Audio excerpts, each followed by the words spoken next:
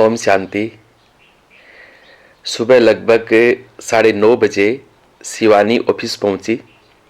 उसने अपना hand bag table पर रखा ही था कि मैडम आपको मैनेजर साहब ने बुलाया है। अभी चपरासी ने शिवानी को आकर संदेश दिया। शिवानी ने कहा, ठीक है तुम जाओ। ये कहकर शिवानी कंपनी के मैनेजर गजेंद्र सिन्हा के केबिन में दाखिल हुई। अरे आओ शिवानी, क्या बात है, आज तो लाल ड्रेस में गजब ढा रही हो। आई मीन बहुत अच्छी लग रही हो, गजेंद्र ने शरारत भरे अंदाज में कहा। कुछ काम था सर, आपने बुलाया था, शिवानी ने संयम भरे स्वर में कहा। लो ये कुछ पत्तर है, इनका जवाब आज ही भेजना है, बहुत अर्जेंट है। गजेंद्र ने पत्रों को शिवानी की ओर सरकाते हुए कहा। ठीक है सर, मैं भी कर देती हूँ, लेकिन सर मुझे आज घर जल्दी जाना है, बहुत ज़रूरी काम है। शिवानी ने पत्रों को उठाकर झिझकते हुए कहा। शिवानी भाई तुम भी हद करती हो, मैंने तुम्हें आज तक कभी रोका है? इसमें कौन सी बड़ी बात है, बस जाने से पहले बाकी का काम रेखा मैडम को हैंड ओवर करके जाना, वह संभाल लेगी, गजेंद्र ने कहा। शिवानी के प्रति गजेंद्र सिन्हा का व्यवहार जरूरत से ज्यादा उदार रहता था। वह न सिर्फ शिवानी की हर बात मान लेता था, अपितु उसकी तरफदारी भी करता था। ये बात बाकी महिला स्टाफ को बड़ी नागवार गुजरती थी। गजेंद्र उनके साथ काफी सख्ती से पेश आता था। अभी कुछ देर पहले कमला गुप्ता ने सिर्फ 1 घंटे की छुट्टी अपने 3 साल के बेटे को इंजेक्शन लगवाने ले जाने के लिए मांगी थी। गजेंद्र ने यह कहकर मना कर दिया कि घर के काम करने हैं तो अपनी छुट्टी कटवाओ और जाओ। अपनी तरफ गजेंद्र का झुकाव शिवानी को बहुत खटकता था। गजेंद्र के ऐसे व्यवहार के कारण वह खुद को दोषी महसूस करने लगी थी। शिवानी सुंदर थी, समझदार थी, वह बहुत ही सौम्य और अंतर्मुखी लड़की थी। गजेंद्र सिन्हा लगभग उसके पिता की उम्र का था। अपने प्रति उसके गलत व्यवहार का विरोध करने की हिम्मत वह कभी नहीं जुटा पाती थी। शाम के लगभग 4:30 बजे शिवानी ने अपना बैग कंधे पर लटकाते हुए रेखा से कहा, रेखा यार मैं निकलती हूँ, अगर सर किसी काम से बुलाएं तो जरा संभाल लेना। रेखा उसके साथ वाले टेबल पर ही बैठा करती थी। ओ मैडम जी, आपकी आज्ञा का पूरी तरह से पालन किया जाएगा। जब आपकी बात सर नहीं टाल सकते तो हम किस खेत की मूली हैं। पर मैं आपकी नॉलेज के लिए बता दूं कि सर लंच के बाद से ही कहीं निकल गए हैं। आप तो केवल नाम की सेक्रेटरी हैं, असली ताज़ा खबरें तो हमसे पूछा करो, रेखा ने मजाकी अंदाज में खिलखिलाते हुए कहा। शिवानी भी हंसते हुए अपना बैग उठाकर ऑफिस से निकल गई। उस दिन शिवानी ने राहुल और उसके घर वालों को शाम की चाय पर अपने घर बुलाया था। शिवानी ने अपने तथा राहुल के बारे में अपनी मम्मी तथा भाई को पहले से ही सब कुछ बता दिया था। शिवानी और राहुल कॉलेज के ज़माने से ही एक दूसरे से प्यार करते थे। ऑफिस से निकलकर पूरे रास्ते उन दिनों की यादें उसकी आंखों से गुजरने लगी थी। कॉलेज में उस दिन वार्षिक उत्सव का दिन था। पूरे कॉलेज में शादी जैसा माहौल था। चपरासी से प्रिंसिपल तक सभी व्यस्त नजर आ रहे थे। खेल के मैदान के बीचों बीच एक भव्य मंच बनवाया गया था। अंदर हॉल में लड़के लड़कियां सांस्कृतिक कार्यक्रमों की रिहर्सल कर रहे थे। शिवानी भी उनके साथ एक नाटक पेश करने की तैयारी में जुटी थी। बीच में सभी हंसी मजाक करते, गपशप मारते, कभी चाय की चुस्कियां भरते, माहौल को एक नवीन ऊर्जा से भर देते थे। ठीक 12 बजे मुख्य अतिथि माननीय मंत्री महोदय का आगमन हुआ। प्रवेश द्वार से मंच तक मंत्री जी का भव्य स्वागत किया गया। कॉलेज के बैंड की धुन शिवानी को हॉल में साफ साफ सुनाई दे रही थी। तभी मंच से एक सधे हुए स्वर में सुरीला गीत शिवानी के कानों में पड़ा। गाने वाले के स्वर में ऐसी कशिश थी कि वह मंच की ओर बरबस दौड़ पड़ी। पंडाल में सभी मंत्रमुग्ध होकर गाना सुन रहे थे। जैसे ही गाना खत्म हुआ, तालियों की ध्वनि मानो आसमान छूने लगी। उस दिन शिवानी ने पहली बार राहुल को मंच पर देखा था।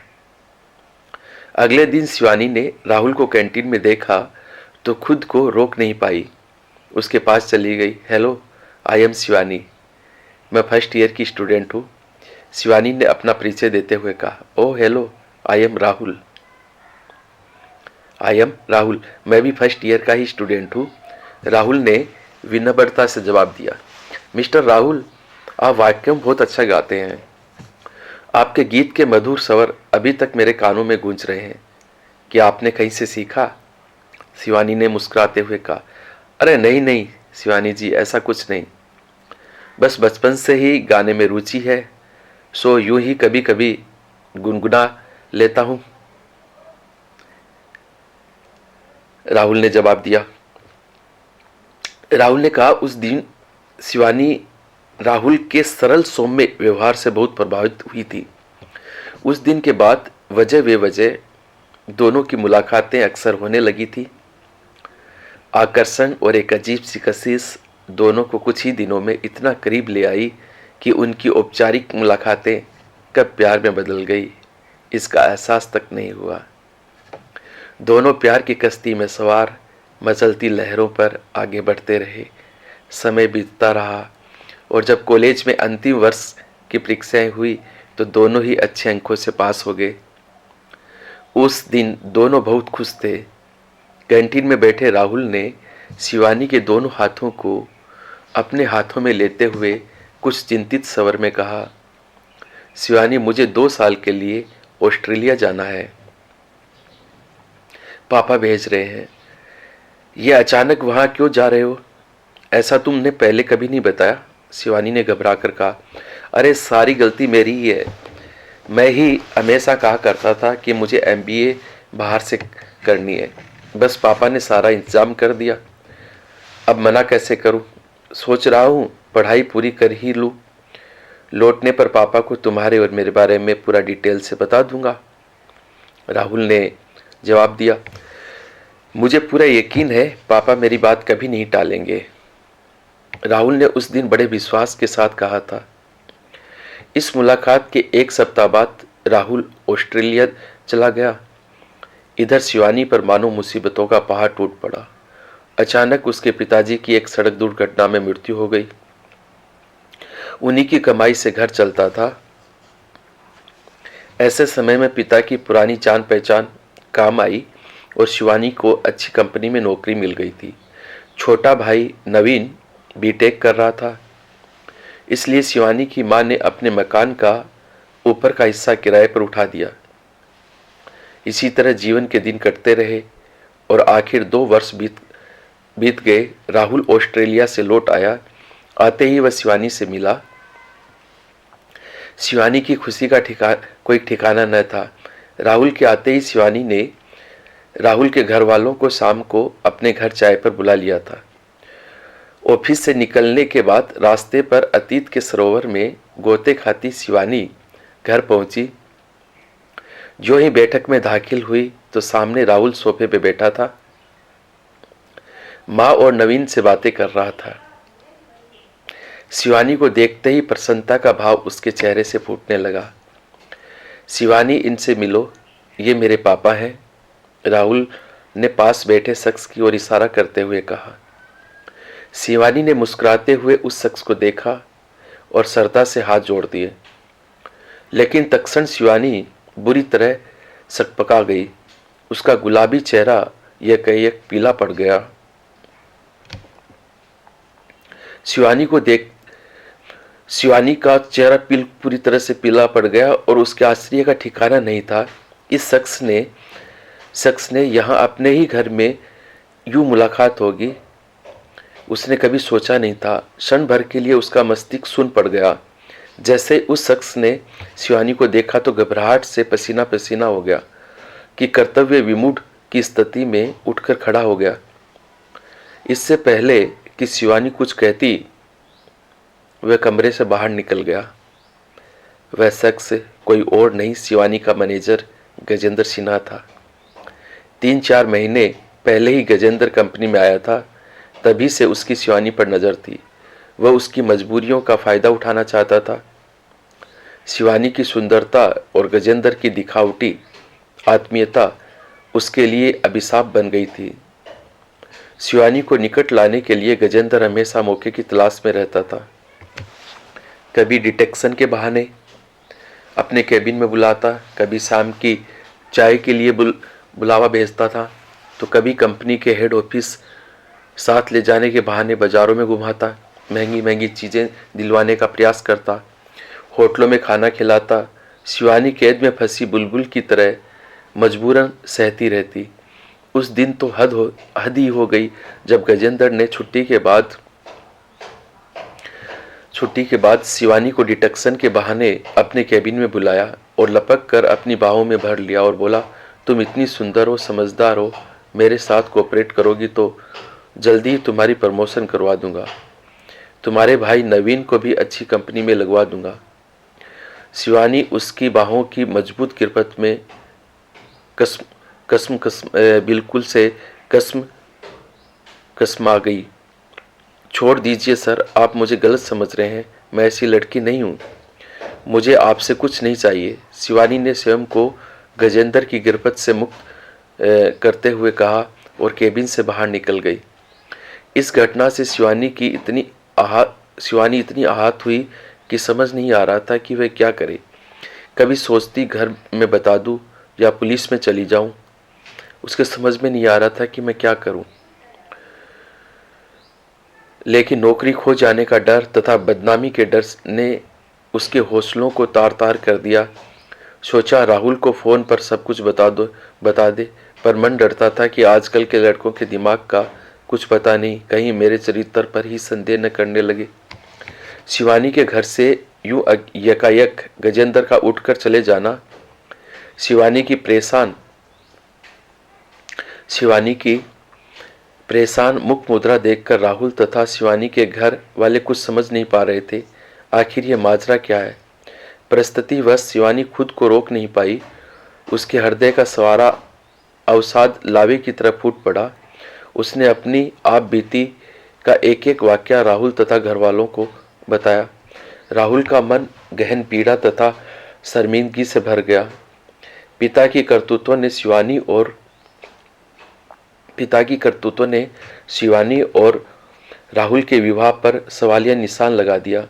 वह अपने पिता को अपना आदर्श समझता था, पर आज उसकी आस्था चकनाचूर हो गई थी। अच्छा हुआ माँ ये दिन देखने से पहले ही ऊपर चली गई। अगर जिंदा होती तो जीते जी मर जाती। लुटे हुए मुसाफिर की तरह बिना कुछ कहे राहुल शिवानी के घर से निकल पड़ा और देर रात तक सड़कों पर यहाँ वहाँ भटकता रहा। शिवानी से शादी न हो सकेगी, इसका राहुल को इतना गम नहीं था जितना अपने पिता के पतन का सदमा था। उस दिन शिवानी एक जड़ मूर्ति के समान अपने कमरे में बैठी चारों ओर पसरते रात के अंधेरे में अपने दुर्भाग्य की छाया साफ देख रही थी। वक्त और हालात एक पल में बदल गए थे। उसके और राहुल के विवाह के बीच खड़ा हो गया था एक प्रश्न चिन्ह। कैसे कर पाएगी ऐसे लड़के से विवाह जिसके पिता की कुदृष्टि की शिकार यदि वह हो जाती तो उसकी दरिंदगी तो क्या आत्मा भी तार तार हो जाती। इस घटना से शिवानी की माँ तारा को मानो तोड़ के रख दिया था। बेटी को अंधेरे में बैठा देख तारा का कलेजा टुक टुक हो गया था। काश उसके पति बस इस समय होते, अकेला छोड़कर न चले गए होते तो शिवानी को नौकरी के लिए ये सब न सहना पड़ता। आंसुओं से लबालब भरी आंखों को अपनी साड़ी के पल्लू में खाली कर तारा ने कमरे में प्रवेश किया। बत्ती जलाई और बेटी के सिर पर हाथ फेरा और उसका सिर अपनी छाती से सटाकर कहा, बेटी, मन छोटा क्यों करती हो? अच्छा हुआ उनकी असलियत पहले ही सामने आ गई। अगर कहीं शादी के बाद कुछ ऊंच नीच हो जाती तो भगवान जो करता है अच्छे के लिए करता है। चलो उठो और हाथ मुंह धो लो, मैं तुम्हारे लिए पसंद की कॉफ़ी बनाकर लाती हूँ। तारा ने बेटी के मुंह को दोनों हाथों में लेकर उसके माथे को चूम लिया। मुस्कुराते हुए रसोई घर में चली गई। इन दिनों राहुल का कोई फोन नहीं आया। न शिवानी ने कभी मिलने की कोशिश की थी। वह सोचती थी उस रास्ते पर क्या जाना जिसकी मंजिल पहले ही ध्वस्त हो चुकी हो। पर राहुल की यादों की कसक एक टूटे कांच की तरह शिवानी के हृदय में गड़ी हुई थी। अब तो शिवानी ने खुद को घर में कैद सा कर लिया था। घर के किसी कोने में घंटों अकेले गुमसुम बैठे रहना शिवानी की दिनचर्या का हिस्सा बन गया था। उसे अकेलापन भाने लगा था।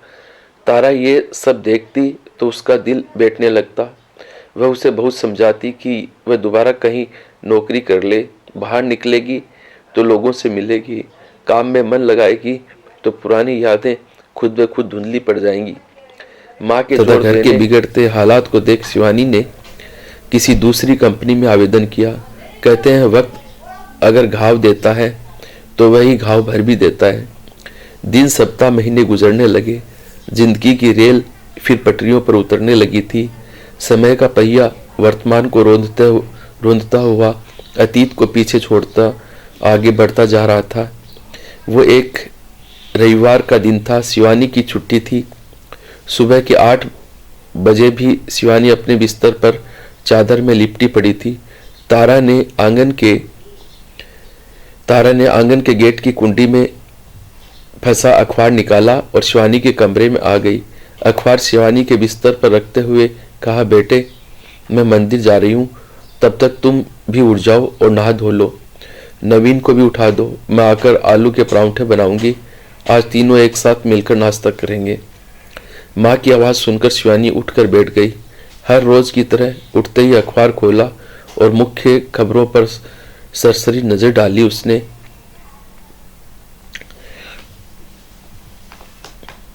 पन्ना पलटते ही शिवानी की नजर अखबार में छपे एक चित्र पर अटक गई। वह एक मर्द व्यक्ति का चित्र था जो पुलिस ने पहचान के लिए छपवाया होगा। चित्र कुछ पहचाना सा लगा। असमंजस की स्थिति में शिवानी नहाने चली गई। नाश्ते के बाद वह फिर अखबार लेकर बैठ गई। सोचा आज तो अखबार इत्मीनान से पढ़ूंगी। और दिन तो भागदौड़ सी मची रहती है। पन्ना पलटा तो नजरें फिर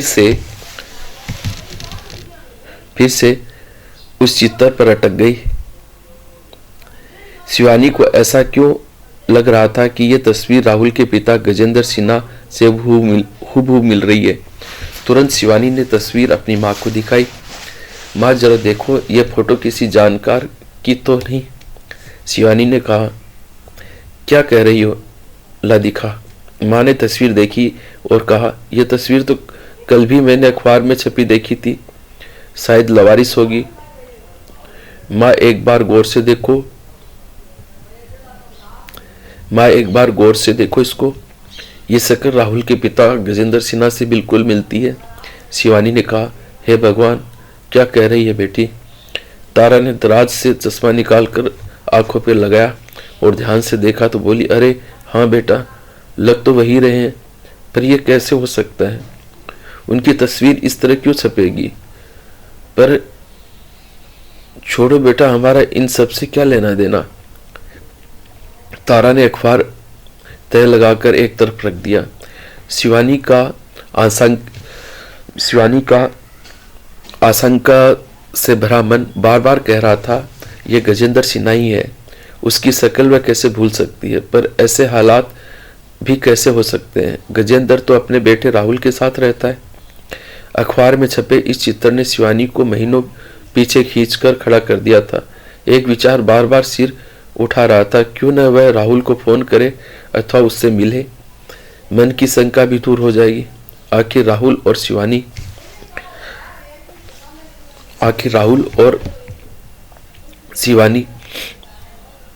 शिवानी के संबंधों में तो कोई मतभेद नहीं था। राहुल तो खुद अपने पिता के किए की सजा काट रहा था। अगले दिन शिवानी ने ऑफिस के लंच टाइम में राहुल को फोन किया और मिलने की इच्छा जाहिर की। वह तुरंत मान गया। तय हुआ कि आज शाम 4:30 बजे वह अपने कॉलेज के पास वाले पार्क में मिलेंगे। शिवानी ठीक शाम के 4:30 बजे पार्क जा पहुंची। राहुल पहले ही वहां पहुंच चुका था। वह उसी बेंच पर बैठा था जहां पर कॉलेज टाइम में घंटों बैठकर बातें किया करते थे। वह बहुत उदास सा लग रहा था। उसका गोरा चिट्टा रंग मुरझा सा गया था। शिवानी को देखकर वह मुस्कुराकर खड़ा हो गया। कैसी हो शिवानी? घर में सब कैसे हैं? ये अचानक मुझे यहाँ क्यों बुला लिया? घर में सब ठीक है राहुल, तुम सुनाओ, तुम्हारे घर वाले कैसे हैं? शिवानी ने कहा।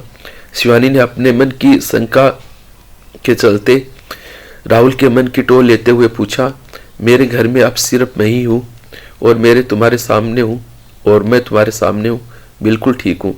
राहुल ने कहा, क्या तुम अपने पिता के साथ नहीं रहते, अकेले रहने लगे हो? शिवानी ने पूछा। शिवानी, शायद तुम नहीं जानती और जानोगी भी कैसे, मैंने तुम्हें कभी कुछ बताया ही नहीं। राहुल ने कहा, मैं तुम्हें बताता भी क्या और किस मुंह से बताता कि पापा घर छोड़कर कहीं भाग गए हैं। उस दिन तुम्हारे घर से लौटने के बाद अगली सुबह चुपचाप बिना किसी को बताए पता नहीं कहाँ चले गए। मैंने पता लगाने की हर मुमकिन कोशिश की, पर सब बेकार। पिछले 6-7 महीनों से पापा की कहीं से कोई खबर नहीं मिली। राहुल की बातों से शिवानी का शक यकीन में बदल गया। ये तस्वीर राहुल को शिवानी ने कहा, देखो गजेंद्र की ही है, पर राहुल ये सब नहीं जानता। क्या राहुल अखबार नहीं पढ़ता? शिवानी ने अपने पर्स से अखबार निकाला और उसकी छपी तस्वीर दिखाते हुए कहा, देखो ये तस्वीर अखबार में छपी है। मुझे बेकार में वहम हो रहा है, मैंने इसलिए तुम्हें यहाँ बुलाया। राहुल ने झपट कर अखबार शिवानी के हाथ से खींच लिया और देखकर घबरा गया। ये पापा ही लग रहे हैं। भगवान, पापा ने ऐसा क्यों कर लिया? इनकी फोटो ऐसा क्यों छपी है? ये मेरी कौन सी परीक्षा ले रहे हैं भगवान तुम? बेटे के होते हुए बाप इस तरह लवारिस कैसे हो सकता है? राहुल शिवानी को घर भेज स्वयं पुलिस स्टेशन के लिए निकल पड़ा। वहां उसे पता चला कि पिछले 2 दिनों से गजेंद्र सिन्हा का मृत शरीर पुलिस कस्टडी में रखा हुआ है। गजेंद्र सिन्हा मथुरा रोड हाईवे पर किसी गाड़ी की चपेट में आ जाने से मृत पाया गया। राहुल के दुख का ठिकाना न रहा।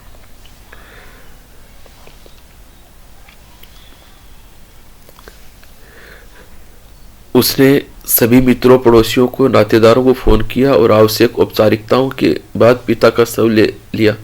राहुल तथा उसके परिजनों ने शमशान भूमि में उन्हें अंतिम विदाई दी। राहुल ने अपने हाथों अपने पिता का अंतिम संस्कार किया। शमशान भूमि से ही सभी एक एक करके राहुल को सांत्वना देते हुए विदा हो गए।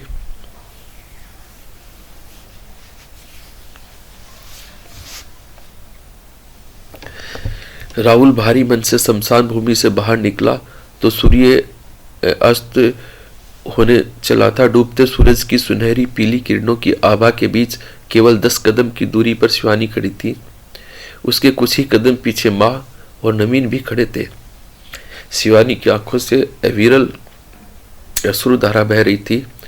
शिवानी को देखते ही राहुल के पैर मानो वहीं पे थर-थर कांपने लगे। शिवानी के कदम खुद ब खुद राहुल की ओर बढ़े। राहुल के पास जाकर उसने उसके हाथ अपने हाथों में ले लिए। दोनों ने एक दूसरे के हाथ थाम लिए और फिर बढ़ा दिए कदम एक नई दिशा, एक नए मुकाम की ओर। ओम शांति।